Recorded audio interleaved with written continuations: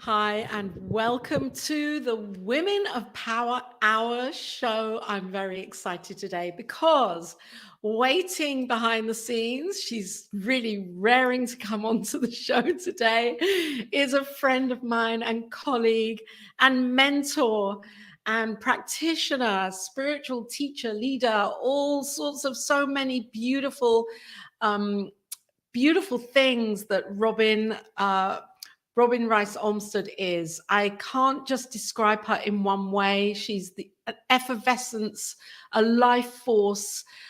She brings her joy and her wisdom and her love to everything that she does. And she does everything that she does with so much commitment and conviction, and her energy and intention are amazing. Robyn is an agape licensed spiritual practitioner and a religious science licensed practitioner.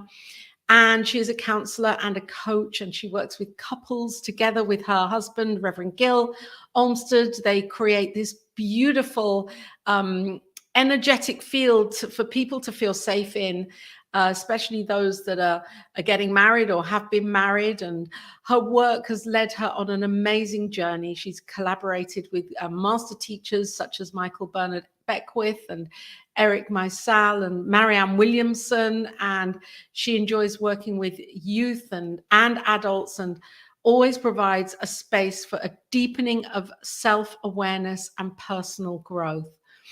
I'm just very blessed to know Robyn and that she is here right now. She also has a show here on New Thought Media Network, Rockin the Love. We're going to talk about this. And Robyn is an expert on relationships, I would say. Wow. Welcome, Robyn, to the Women of Power you. Hour show. It's so great to be here with you. Thank you. Thank you. Thank you. It's so great to be here. Wow. And so great to hear about me. Isn't it? It's Isn't really it? something when you listen to like everything. It's like, wow. It's great. Thank you. Oh, I'm it's excited. I know. I hear you when you hear it back.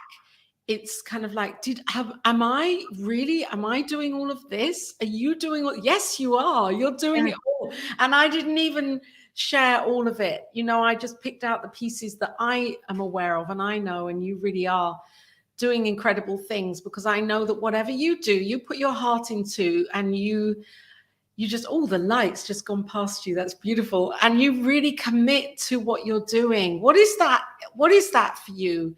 How you always have the energy and the enthusiasm to go with your yes and really go for it. And people around you really feel it. Wow. Oh, that's such a great question. It's what I hear you asking me is how do you really live into your yes? Yeah, Right? that's it. How do I'm we live into asking. our yes? You know, it's I don't I don't know that I've ever really thought about it, but the first thing that came to my head when you said that was, well, I never liked no. I mean, I guess as a child and growing up, I didn't like no. I didn't believe in no. If somebody said, you can't do that, that would be the first thing that I would do. Ah, So and a lot of it came from that point. I think somewhere in my 20s or 30s, I probably mellowed out a little bit on that. It wasn't like I had to prove everybody wrong. mm, It was more like I just had to really decide what was mine to do, and I think one of my passions is really um be, combining the creative part of me with everything I do. yeah. Because a long time ago I made a decision that life was too short and that I should only do what I want to do. And so I had to figure out a way to make that work, being creative. And I think really, when for the most part, if I'm really doing what I want to do or I'm in service, it's not me and I'm not tired, you know? Mm, I love that.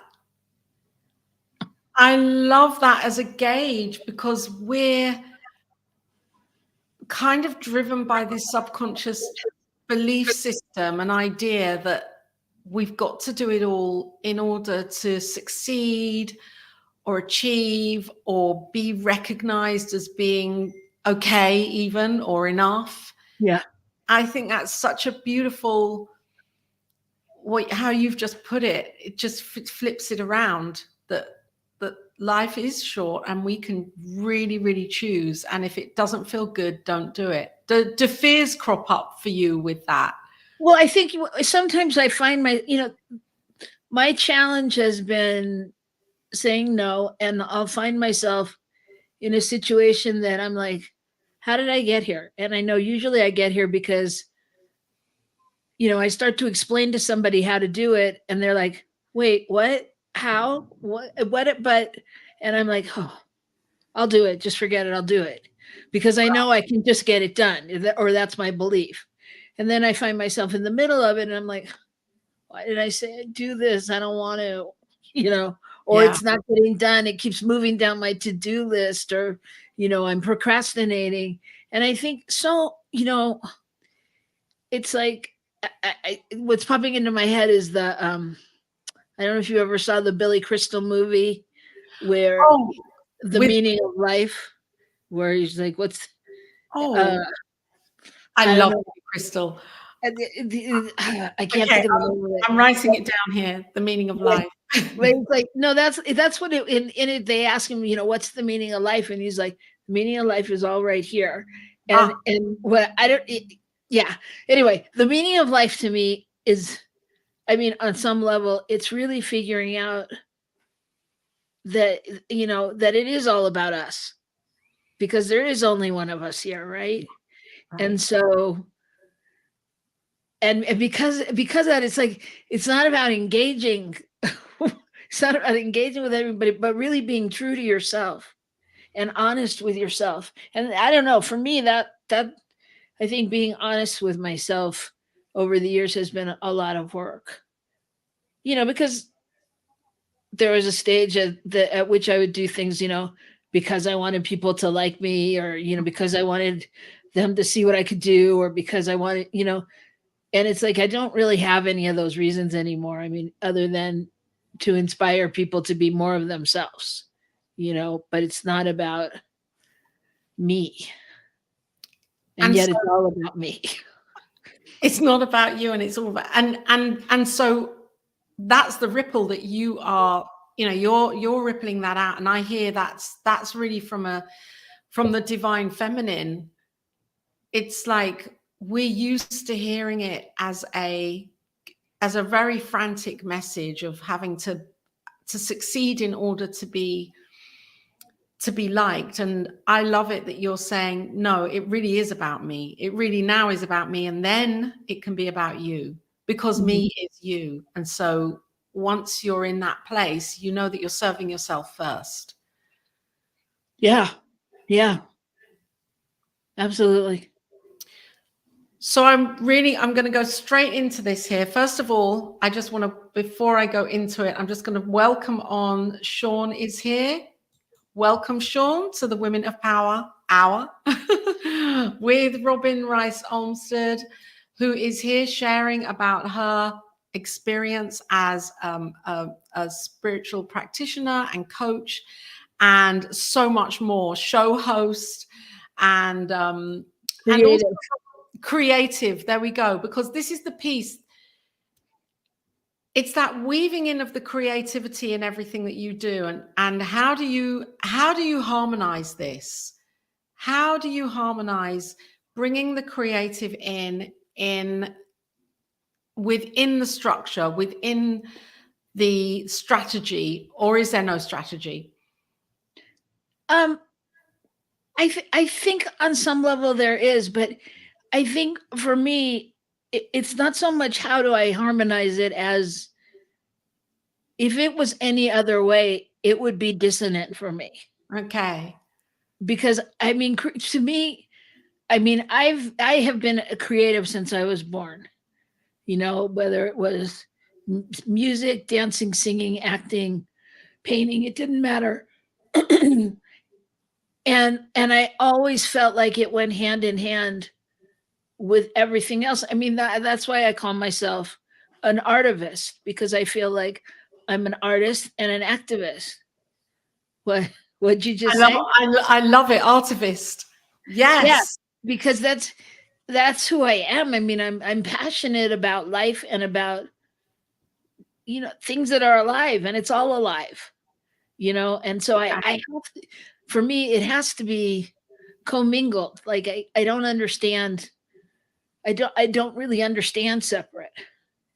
You know what I mean? I know what you mean. I know what you mean. And for it feels like you're saying you're in the flow, and we have to find that way to live in the flow so it doesn't become about a balancing act or harmonizing. It simply is, this is the way it is, and this is the way you live. Yeah. And I think it doesn't have to be that way for everybody, but I think everybody can feel the way to what's right for them. Yeah. I think that so much of this journey is really about um being still and connected and and honest with ourselves, right? Mhm. About what makes us happy, really noticing when do we get excited, when do we get lit up, when do we feel connected, Mhm. when are we the most connected to spirit or ourselves or the universe or whatever, however you look at it. Those moments where you're like, oh, I feel good, that was good you know And that for me, that's a like my life, the spiritual connection, and having that awareness and surrendering to the unknown, which can be very scary, especially when we're in situations in our lives or phases of our lives where we want to have it all mapped out. We want to have the plan. We want to have, like, the destination has to be clear, and we have to know how to get. It's a very kind of mechanical way of living, which it's a success driven kind of lifestyle, which for me feels very pressurizing, yeah, because life doesn't work in a linear way. In that way, life right, will throw in what we call curveballs, and that's life. yeah, yeah. And I think I don't like to generalize, but I mean, when we're talking about the feminine energy and just the feminine, women power, I feel like so many of us as women, we have that motherly quality of wanting to hold it all together, Right. and so it's finding the balance to all that, and yeah, really being able to live into it and not lose yourself. And also holding it all together for ourselves, in fear that if we let that go, that everything will fall apart. So we're not even giving ourselves permission just to be to surrender and have faith that we don't have to even hold ourselves together, because there's something else happening that's always loving us. Yeah. And I think that, over the last, I'm making it up, but I'm going to say 50, 60 years, it's been quite the roller coaster ride for women's rights and women's empowerment. And am I, the divine feminine, flowy feminine woman, or am I the, hell no, we won't go, stand up, you know what I mean? And Yeah. people trying to figure out what they do and women's equality and what does that look like, and fortunately, I mean, I think that a lot of us have gotten kind of tripped up on the way of trying to fit into places where we don't, it isn't really our passion, which is Yeah. why you find so many women go in their 40s or so going back and starting something new now because they're like, I've been a lawyer for 30 years, but I don't want to do that anymore. Yeah. That's not what I needed. I wanted to be. I want to, whatever, be a gardener. Yeah, so it's an interesting balance. It's an interesting journey. And it's this whole, I think this is really interesting because, yeah, 50, even 100 years ago, where here in the UK, Emily Pankhurst was tying herself to the railings to get the vote for women in 1918. And women were going in and out of prison. And it's like, yeah, this is what we're doing. We don't care. We're going to do it because we want the vote. Mhm. And they were using their bodies to say, use my body for this, for women's rights. And then kind of at the same time, I was just writing about this here or not here, but in America, we have this transcendental movement that's happening with New Thought women who are really using their minds and consciousness to make these shifts for healing, without actually having to run around and be these activators, different kind of. So it's like, yeah, there are so many ways that we can show up as this power or tapping into it. And yet it's about being conscious of what feels good for us and not copying, because there's that pressure of having to thinking, oh, well, they're doing that, so I'll do it. Yeah, absolutely. And I think that um, no matter who you are or what level you're at, you still have those moments of, insecurity, or am I doing it the right way, or should I be doing something else? Yeah. It's just a different level. Yeah. So one thing that I'm really interested in also is your work with couples and relationship work. You're a relationship mentor and teacher and coach, and you help people to see themselves in the other. And I think this is so powerful because it takes away that whole blame culture where we're looking at our partners and saying, you did this, you did that, you fix that, and I'll be okay. This is like, you did this, you did that, I'll fix it, and I'll be okay. Which isn't easy. Yeah, it's not necessarily fun. There's nowhere to hide. No, there's nowhere to hide and nowhere to run. True. And I mean, I think, one of the reasons we started doing that kind of work was because we realized with people with weddings is there's, this whole thing about the bride's day, the bride's day, the bride's day. It's like, yeah, I know that, culturally, of course, going back hundreds of years, it was the bride's day and she was, getting sold off into the, Yeah. the rest of Another her life. family. Yeah.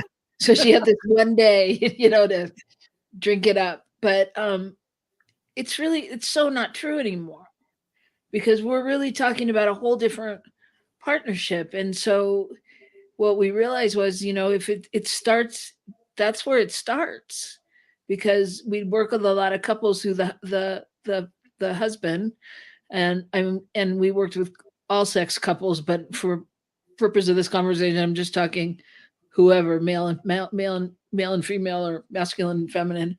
The husband would be like, oh, whatever you want, whatever you want. Oh, it's okay, whatever you want, and then somewhere down the line, the woman would be upset that he could never tell her what he wanted, Okay.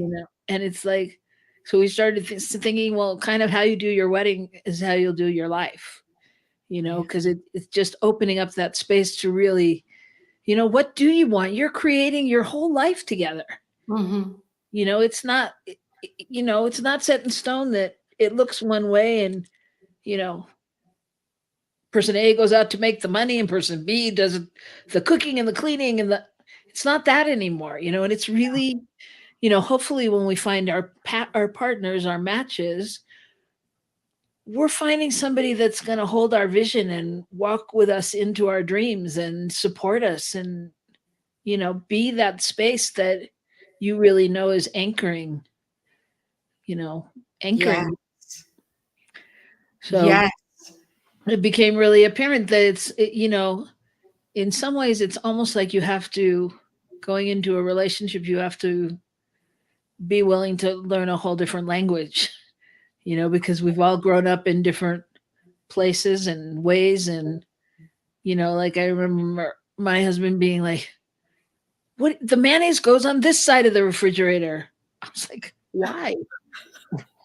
Why? That no, but that wasn't a rule in my household. Yeah.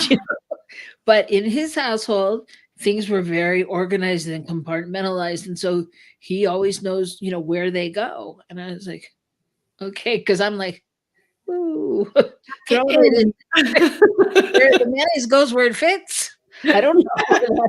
I'll find it when I need it, So and then finding that balance, because then somebody's got to move. Somebody's got to change. Yeah. To learn how to make it work together.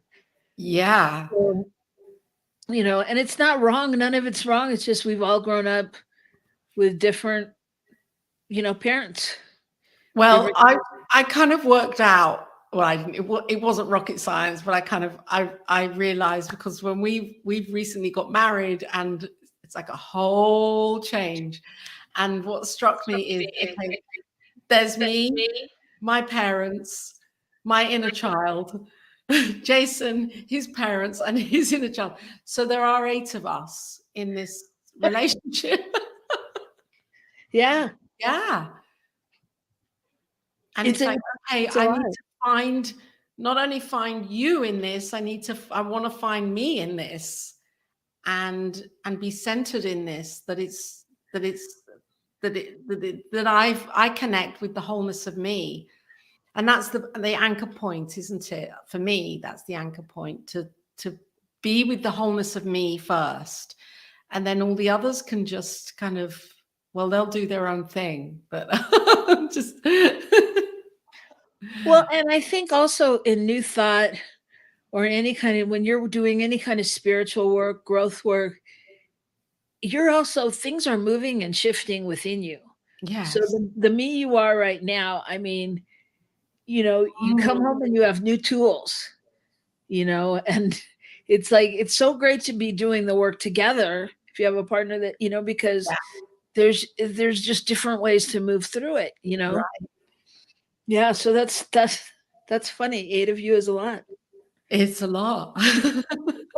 It's a lot. And so I'm loving all of us. Yeah. Yeah. And you've had a shift in a good way, where, you know, being with Reverend Gill, and then having this opportunity for him to be working and ministering in a whole different place, and you being on a plane to meet him, and him coming to you on a plane. It's like, how's that really been, Robyn? How has that been? How is it?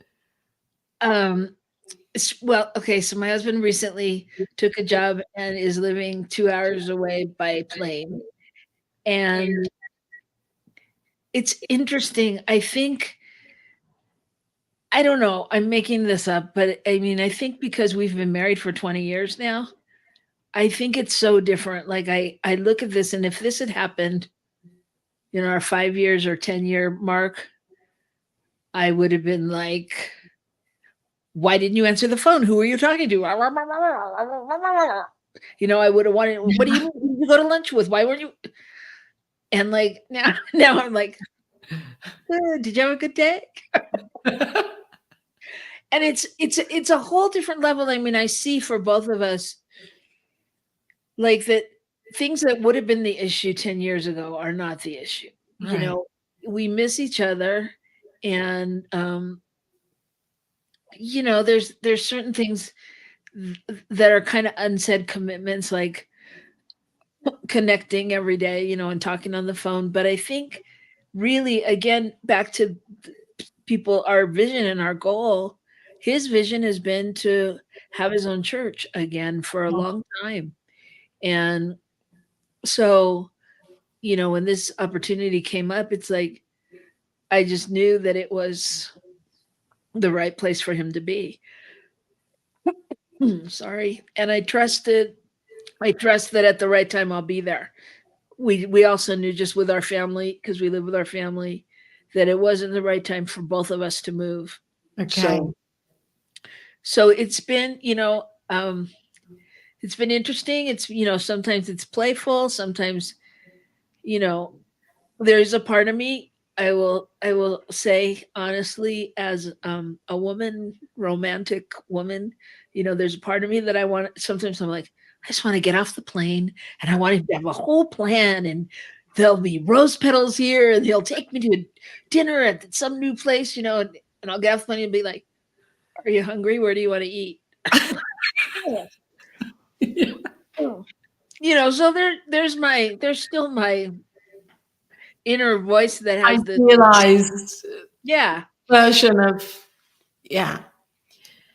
But And I do say to him, next time, maybe you could think about where yeah, we go eat or whatever. I mean, it's just everything feels like, so it's such a different, um, for lack of a better word, I'm going to say value. It's like right. at the end of the day, that's not really the important thing. The important thing is how he feels, how he's happy, how I'm happy, and how it's working, and that we know. I mean, right now the system is okay. you know, Forever it won't be okay. I mean, there's definitely times when he's like, I really wish you were here. But Yeah, I know there's other times too where we talk more because we're not together. right. If I was there, he'd be too tired to tell me about what went on at work.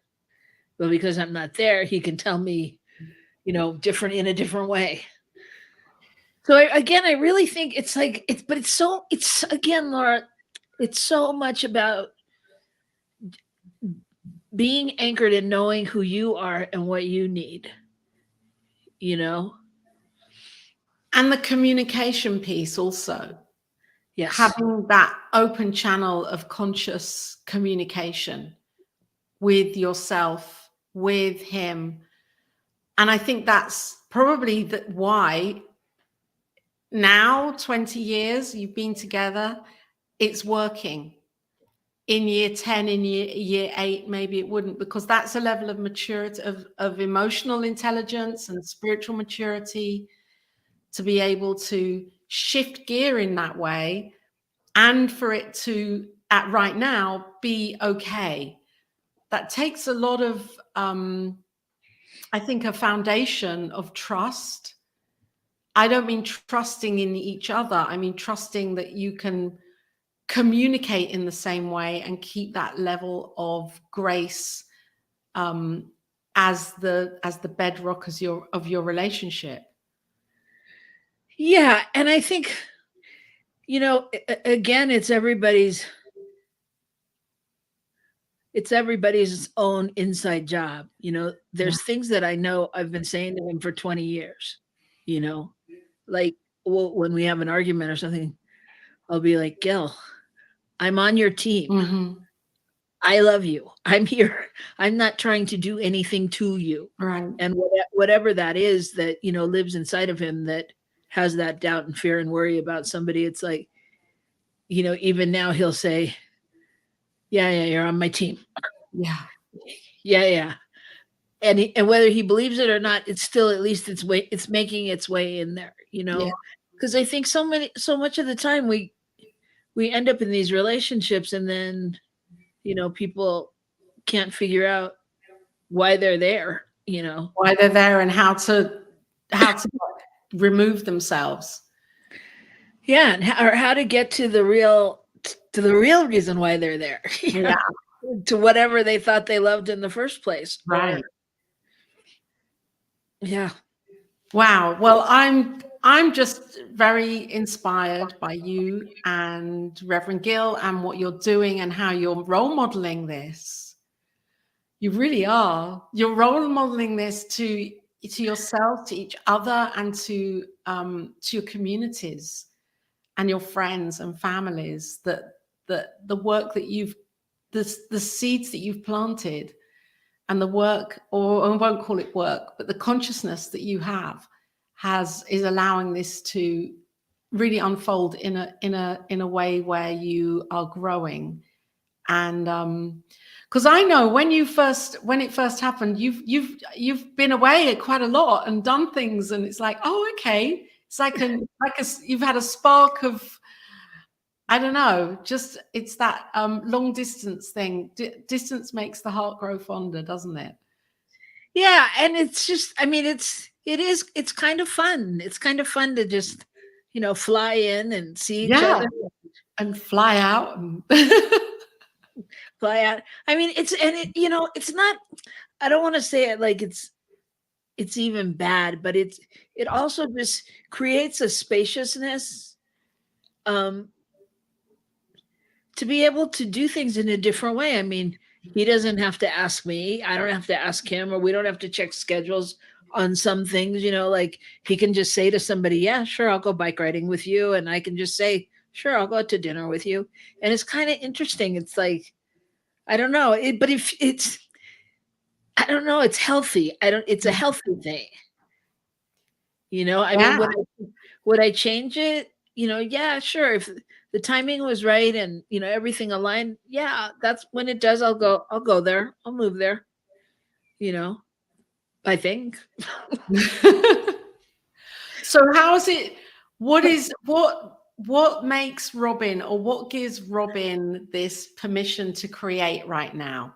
What is it in you that's saying, okay, now I want to create. Now I'm going to really show up as this creative expression with everything you talked about, singing, dancing, voiceover. You're a voiceover queen. I mean, you really are a voiceover artist, and really you're really embodied in the arts. And what is it for you now that you feel you'd like that to shine? How would you like it to shine through?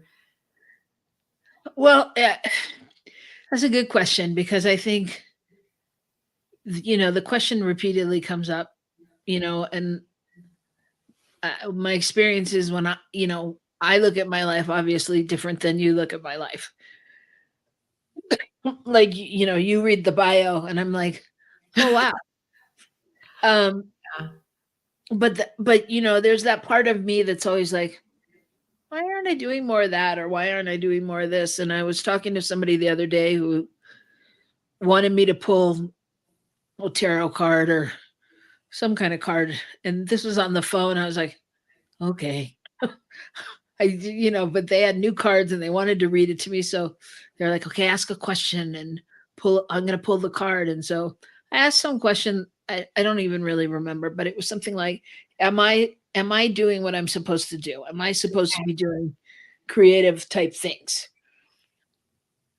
And when the card came back, it was like, it wasn't talking about that. It wasn't really answering that question. And they were like, is this resonating? And I was like, no, not really. And they're like, well, maybe you didn't ask the right question. Is the question you asked really important to you? And then I was mad. I was like, I mean, I wasn't mad at them, but like, I stayed in my mind. I was like, maybe the question's not important. Maybe I don't want to do this anymore. Maybe I don't. And I was like, what is this really about? What is really happening for me? Mm-hmm.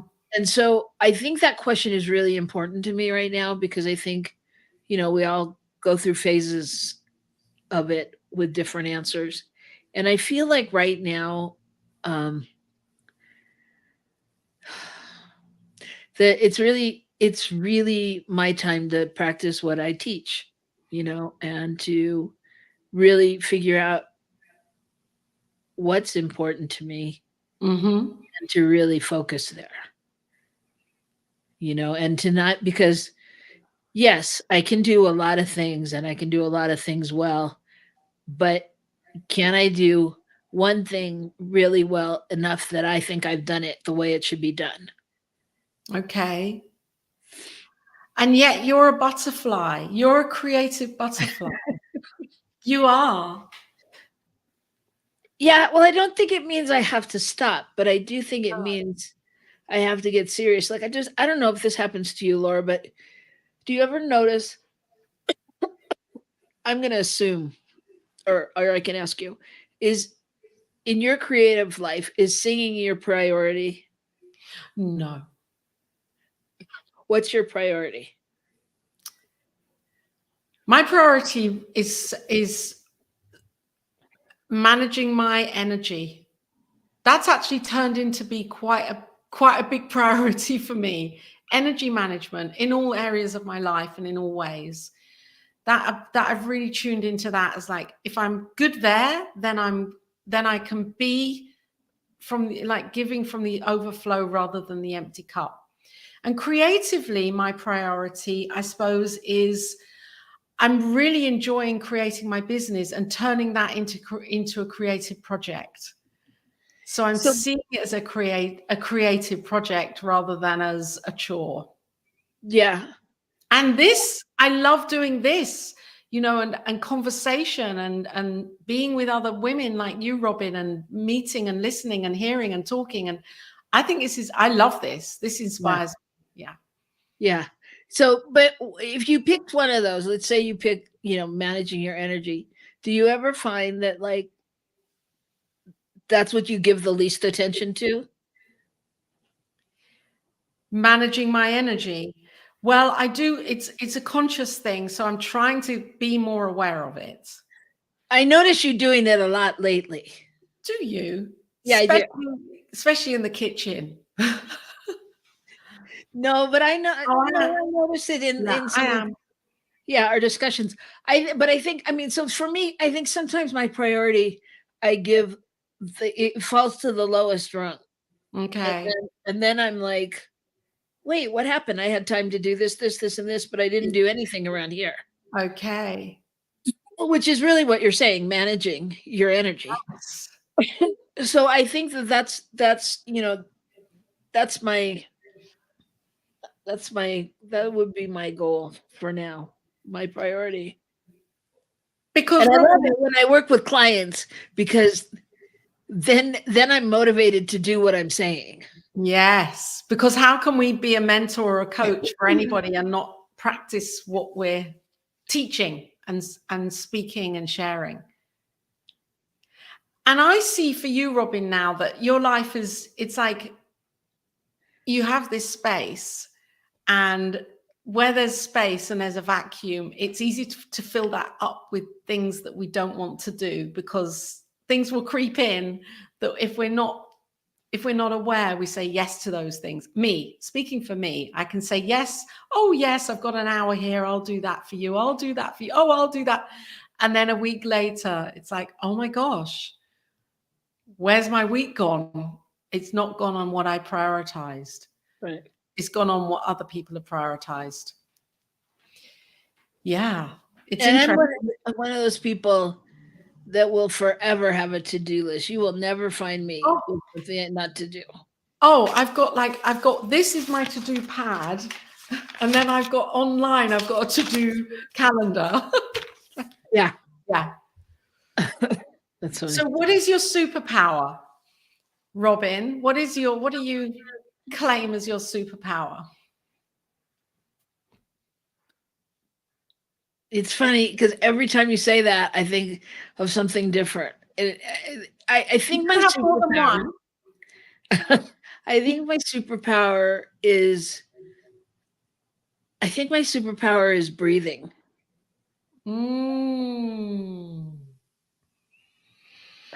Which is not the ones I was going to say, but I think it's breathing, because when I breathe, I remember. Okay. And when I remember who and whose I am, I can get to anywhere I need to go.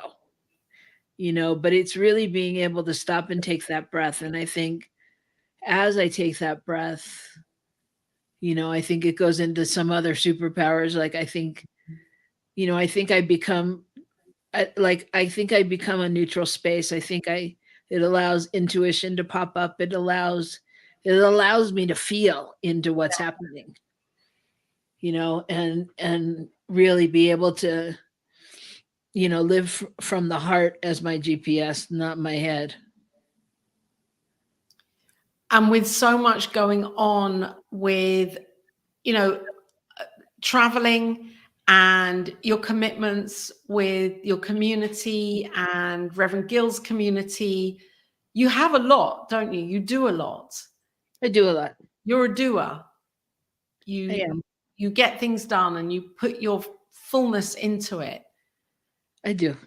And so can you share with anybody that's watching now or at any moment, you know, how you have found a way to actually say no to people? Or are you still working on that? Or how you navigate that when it gets too much? Yes. Yes, I think yes, I do it easier. Yes, I'm still working on it. And yes, I think that um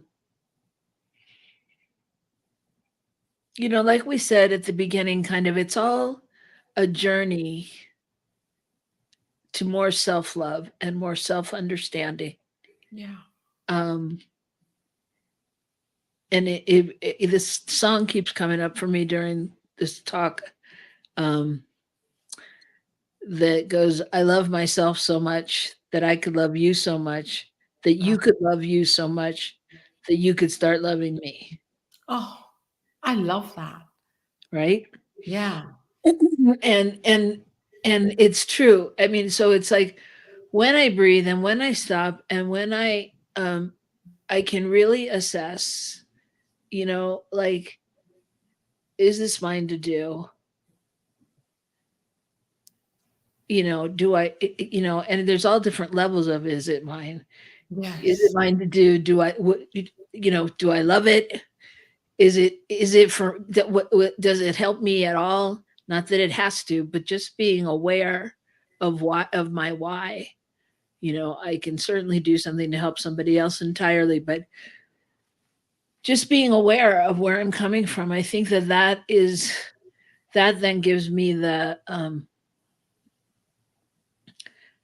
power to say that. And I think saying no, like you hear all those snappy sayings that I always think I'm going to remember, like no is a full sentence, and Yeah. you know, but but, but you know, I think it's really okay. I mean, I don't know. For me, as a person that didn't say no a lot, some of it was I had to get with the fact that it's okay. It's okay to say no. It's Mhm. okay. That it's not, if somebody doesn't like me because I said no, that they weren't going to like me anyway. you Right. know, so it's really when I take that moment to just go within and then assess, why I'm doing it or why I'm saying yes. Because it also allows me to be able to say to somebody, I can't do this now because I don't have time in my schedule, or, Yes. with some kind of understanding, not just I have to say no because I've got too much on my plate, and I haven't even really been with it. So that's how I think that I answered it, and learning also that I can take time and say, can I think about that? Yes. I mean, there's some part of learning that you really are in control, Mhm. that you get to, there's no rules in this game and you have to know all of them, you know?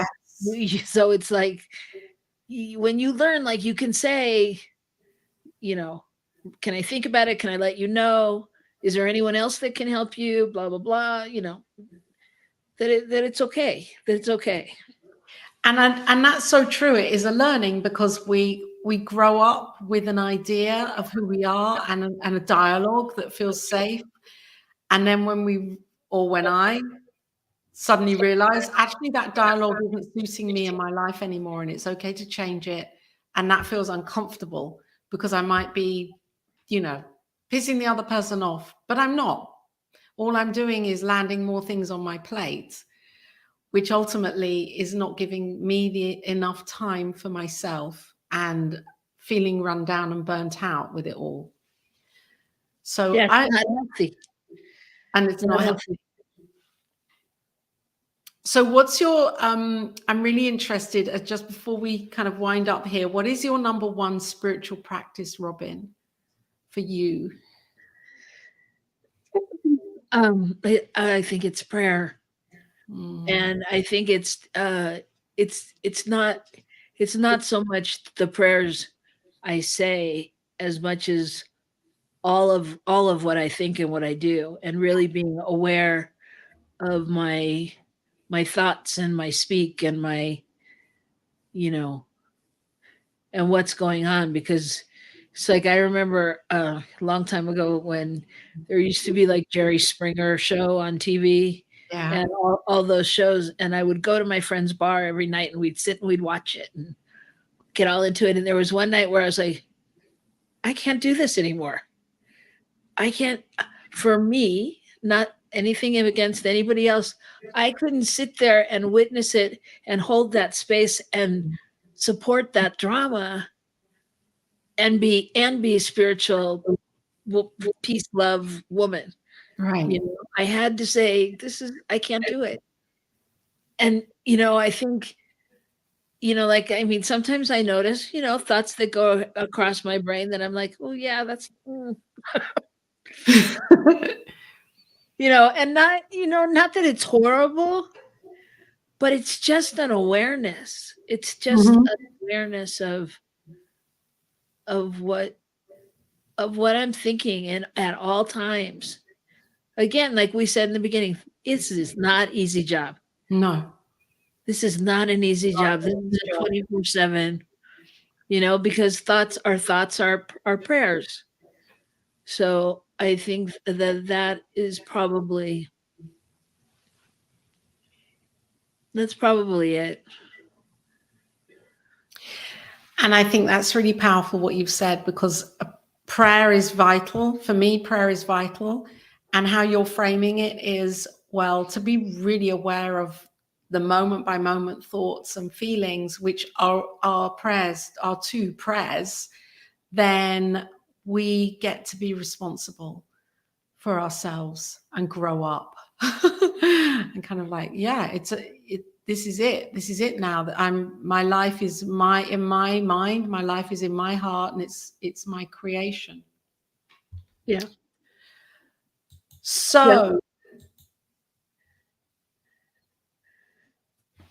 So Robyn Rice Olmstead, I honor you, and you are a woman of power. You were in the Woman of Power video. I know. Like at the beginning there, that's so cool. And I just really am excited that you're here on this program today. I'm excited that you have this program. Oh, it's brilliant. And I'm just, anything you'd like to share with anybody that's watching that might be feeling, oh, how do I be this creative, beautiful butterfly and weave that into my daily life, which feels so structured? What would you say? It's like the saying, you can't unring a bell. If you have heard the call, it's not going to leave you alone. Oh, I love that one. You are here to do something great, grand, and glorious. We're all here for such a divine purpose. And I just think it's like, don't fight it. Don't fight it. Just make a baby step. Even explore it in a baby way. Even if you just do, if you want to be a painter, go take a painting class or go paint in the garden or do whatever feels like a next step. You don't even have to let anyone know. But I just think, don't try to hide it. You can't hide your light, So there's plenty of people, myself included, Laura included, who are great inspirational coaches and helpers. And, anyone who wants to contact me, happy to. Thank you. I'm putting this up here now. Blissipin Journey. Here we go. This has to come up here. This is Robyn's website and her contact details. I'm going to put them up in the chat here as well. Do connect with Robyn. If you're getting married, if you've just got married, definitely connect with Robyn. If you are seeking to fulfill a dream, a vision, a heart calling, here is Robyn. What a beautiful website. It's just so lovely and clear and clean. There we are. Spiritual counseling and coaching, because there is. And if you don't know, if you're unsure or unclear, come, let's figure out, let's find your purpose together. Let's do the vision. Let's, there's, there's so many of us here, that are here to help. And there's no reason that anyone shouldn't fulfill their purpose. That's how I feel. There's no reason that anyone shouldn't fulfill their purpose. So it's us standing and getting out of our own way. And Yep. and Robyn is here. Go to her website, Blissipline Journey. I love that. Blissipline. It's so cool. Blissipline Journey. And here is the I did create the banner, Blissipline Journey. And then you can connect with Robyn for counseling, practitioner work, anything that you feel you would like guidance with or support with, or to expand your life and your vision, then Robyn Rice Olmstead is definitely here to support you and help you on that mission. And I'll tell you, Laura, that Blissipline Journey goes back to Reverend Dr. Michael Beckwith, because he talks about Blissipline Journey. And it's exactly what we were saying, that journey, the journey is not easy. And in order to reach that bliss, there's so much discipline involved. There's so much learning and all of that. So make your life that Blissipline journey. And I really, really think this is important, just as we complete here, that word and that intention as the principle of discipline, that it takes discipline every day to stay in the groove and to do the work and do the practice and to believe in our values and go for it. And it doesn't by any means mean that we're perfect. No, we're imperfect. Let us be very clear. We are so perfectly imperfect. Yeah. I mean, it's a constant journey, but it's like, riding a horse. You get off, you fall off, you get back on. Yeah. So, and thank goodness we have people like each other to do it with. Oh, definitely. And I know that you're going to have an amazing Thanksgiving with your family. And thank you for being here, because I know that you're spending precious time with your family right now. So I'm really grateful that you took the time to be here, Robyn. Thank you. It's been wonderful. Thank you to everyone that's been watching, and we'll be back next time with the Women of Power Hour. Thank you, Robyn Rice Olmstead. So much love. Bye.